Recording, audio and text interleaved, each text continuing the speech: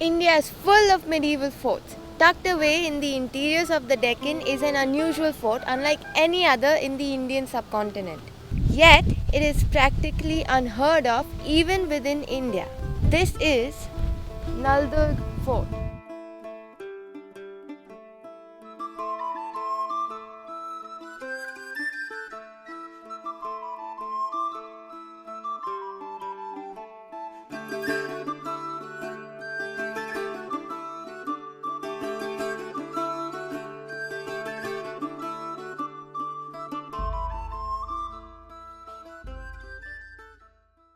The forts of Rajasthan are very famous. The Agra Fort and the Red Fort of Delhi are UNESCO World Heritage Sites.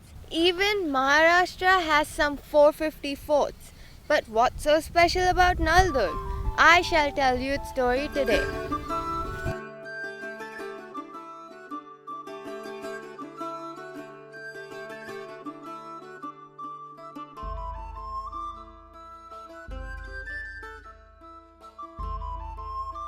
As a student of Mumbai University, I have been attending a course on ancient Indian arts, crafts, and science. Apart from classes taught by leading professors, what is wonderful are all the field trips.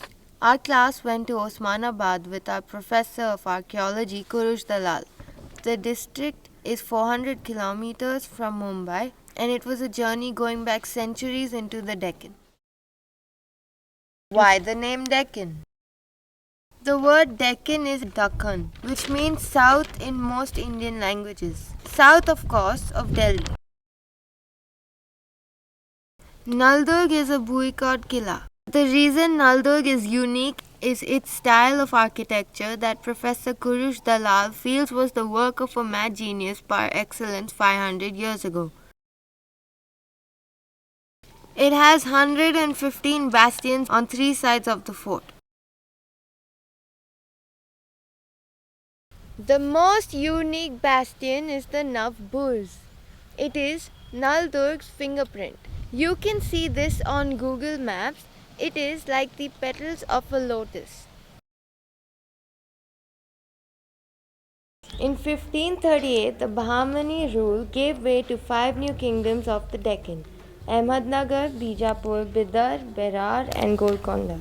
As William Dalrymple points out in his book White Mughals, unlike the far more famous Mughal dynasty of the north, the Deccani sultanates remain largely unexplored. Yet, in the words of Anita Beg, the Deccan Plateau provided an extraordinary canvas for building fortified cities. The two key Deccani sultanates were the Nizam Shahis of Ahmednagar and the Adil Shahis of Bijapur.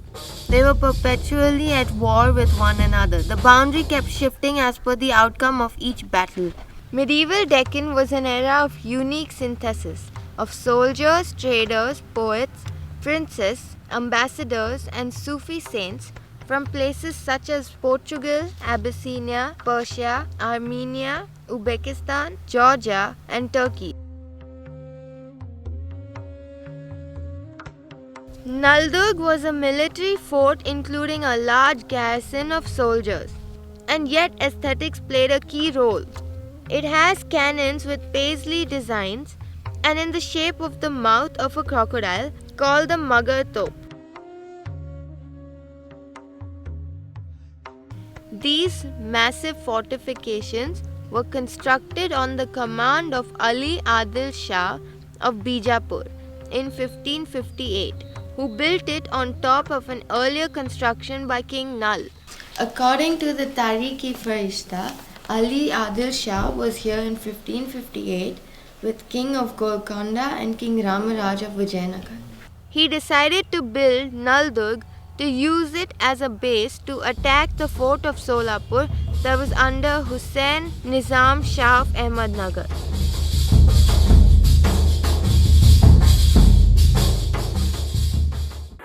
And what do you think happened next? A marital alliance between the two. Chand Bibi was married to Ali Adil Shah in 1564.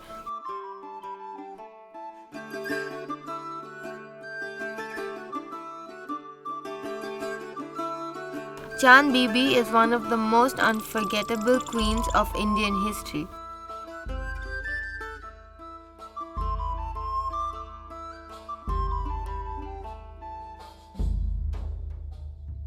On the death of her husband in 1580, Chand Sultana became the regent on behalf of her 9-year-old nephew Ibrahim II and actively dealt with rebellions from the ambitious nobles of the Sultanate. Compare Chand Bibi to the queens of Rajputana in northern India of the same era.